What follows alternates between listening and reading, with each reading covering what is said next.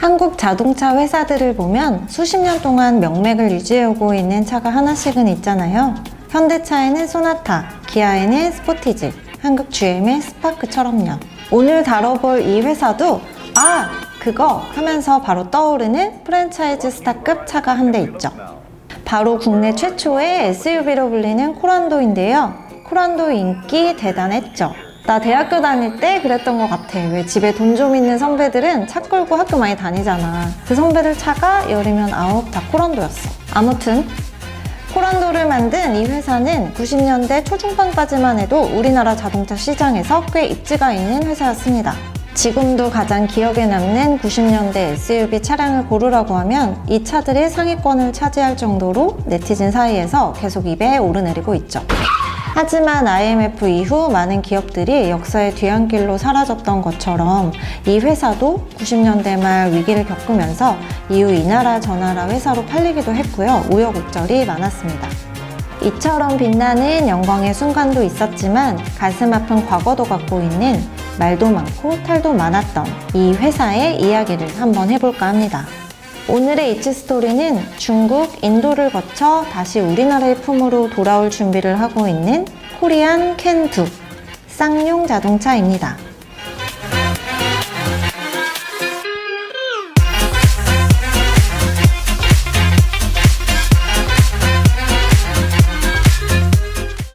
개성 출신의 청년 하동환은 어렸을 때부터 자동차 정비소에서 일을 했는데요.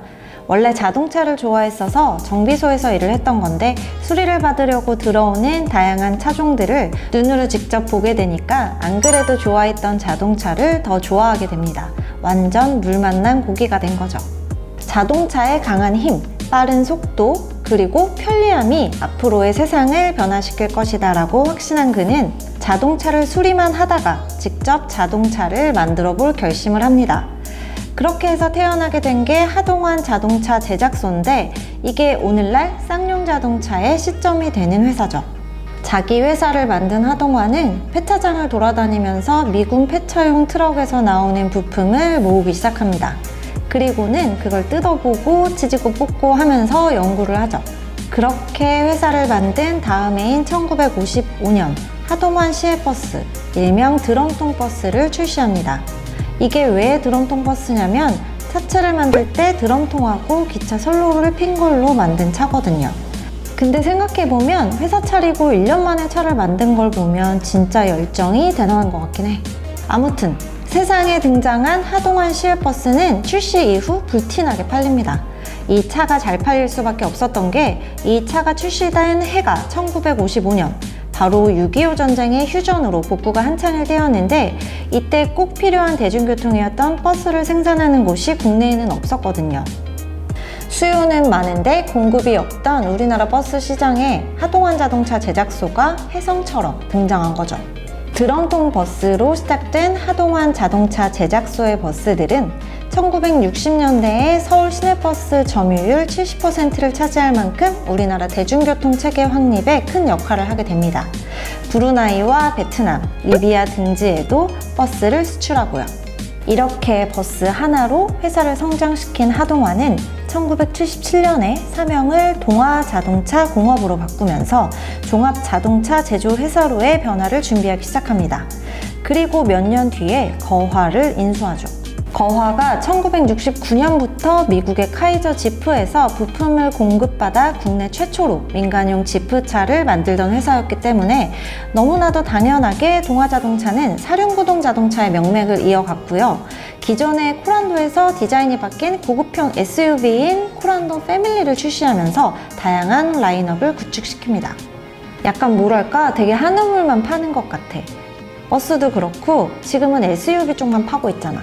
아무튼 이 같은 SUV 사랑은 동아자동차가 쌍용그룹에 팔리면서도 계속되는데요. 벤츠사와 기술 제휴도 맺고요. 연구소까지 차리면서 무쏘, 뉴 코란도를 시장에 내놓으면서 쌍용차는 SUV 명가라는 타이틀을 얻게 됩니다. 쌍용차는 SUV 말고도 일반 승용차도 몇 대 만들긴 했습니다. 칼리스타라고 해서 레트로 스타일의 스포츠카가 한 대 있었는데 딱 2년만 생산했고 생산 대수도 100대가 안 돼서 많은 사람들이 알고 있진 않았죠.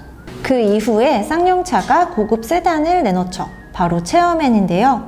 당시에 벤츠 수석 디자이너가 차를 디자인해서 벤츠의 패밀리룩을 거의 그대로 가져왔고 기술 제휴까지 맺어져 있었던 때라 벤츠의 기술력이 들어간 차라고 해서 소비자들에게 인기가 많았죠. 최첨단 고급 이미지를 가져온 것은 덤이고요. 하지만 잘 나가는 차와 달리 회사의 자금 사정은 휘청거리고 있었습니다. 1992년부터 회사에 쌓여가던 누적 적자와 5년간 4,500억 원을 쓴 그 잘나가던 차, 체어맨의 개발비 때문에요. 신형 코란도의 개발비가 3,500억 원 정도 한다니까 20년 전 물가를 생각하면 도대체 얼마를 태운 거지? 아무튼 그렇게 쌓여있는 빚 3조 4천억 원을 해결하지 못해서 쌍용차는 1998년 회사를 팔기에 이릅니다. 대우자동차를 가지고 있던 대우그룹에요. 그런데 대우그룹도 1년 만에 유동성 위기를 맞고 기업이 해체되면서 결국 쌍용차는 대우그룹에서 나와 독자적으로 기업 회생 절차에 들어갑니다. 대우 시절 개발했던 렉스턴을 출시하고 2차로 대박을 치기도 했죠. 그렇게 회사가 잘 살아나려나 했더니 2004년에 뜬금없는 소식이 전해 들립니다. 중국의 상하이 자동차에 쌍용차가 팔렸다는 건데요. 이 시기가 쌍용자동차에게 있어선 정말 암흑 같은 시기였습니다. 쌍용차의 기술만 빼먹고 신차 출시는 하지 않는 먹튀 논란도 있었고요. 실제로 국가에서 지원한 연구자금으로 개발한 디젤 하이브리드 기술이 유출된 게 국정원에 의해 적발되기도 했죠. 결국 정상화되지 못한 쌍용자동차는 4년 만에 법정 관리를 신청합니다. 이에 맞춰 경영 정상화 방안도 발표하죠. 여기에 총 인원의 36%에 해당하는 2,646명의 직원을 정리하겠다는 인력 감축안도 포함되어 있었습니다. 여기에 노조가 반발해 평택 공장에서 장기간 파업 농성을 진행했고 이 과정에서 불법 파업, 경찰의 과잉 진압 등 여러 논란을 불러일으키기도 했죠. 결국에는 2010년 10월 인수를 위한 입찰 과정을 통해 인도의 자동차 제조회사인 마힌드라 그룹에 매각되며 쌍용차의 주인인 중국을 거쳐 인도로 넘어가게 됩니다. 마힌드라 그룹에 인수되고 나서요, 소형 SUV의 붐을 일으킨 차죠. 티볼리가 대활약하면서 쌍용차의 봄바람이 불기 시작했습니다. 내수시장 3위에까지 올라섰고요. 적자만 기록하던 쌍용차에 아주 오랜만에 흑자를 내기도 했었는데요. 그것도 잠시뿐 2017년부터 현재까지 누적된 적자와 자본 잠식으로 다시 위기가 닥쳐왔고 여기에 마힌드라 그룹도 지배권 포기를 선언함으로써 쌍용자동차는 다시 기업시장에 나오게 됩니다. 법정 관리를 받고 있던 쌍용자동차에 인수 의향서를 제출한 회사는 총 9곳이었습니다. 그중 전기차 버스를 전문적으로 만드는 회사인 에디슨 모터스가 우선 협상 대상자로 선정됐고 지난 1월 본계약을 마치며 18여 년 만에 다시 한국으로 돌아왔습니다. 하지만 이게 완전히 인수가 끝난 게 아니에요. 채권단의 동의도 있어야 되고 인수 금액도 전부 내야 하고 산업은행에 남아있는 쌍용차의 채무 상환 등등등 처리하고 해결해야 할 과제가 산더미처럼 남아있습니다. 최근에는 채권단이 에디슨 모터스의 낮은 회생 채권 변제율과 자금 능력에 의문점을 제기하며 회생 계획안에 대해 반대표를 던지면서 인수 시작부터 진통을 겪고 있는데요. 일각에서는 이런 이야기도 있죠. 새우가 고래를 삼켰다. 2020년의 매출 규모만 봐도 에디슨 모터스는 900억 원이고 쌍용차는 3조 원이니까요.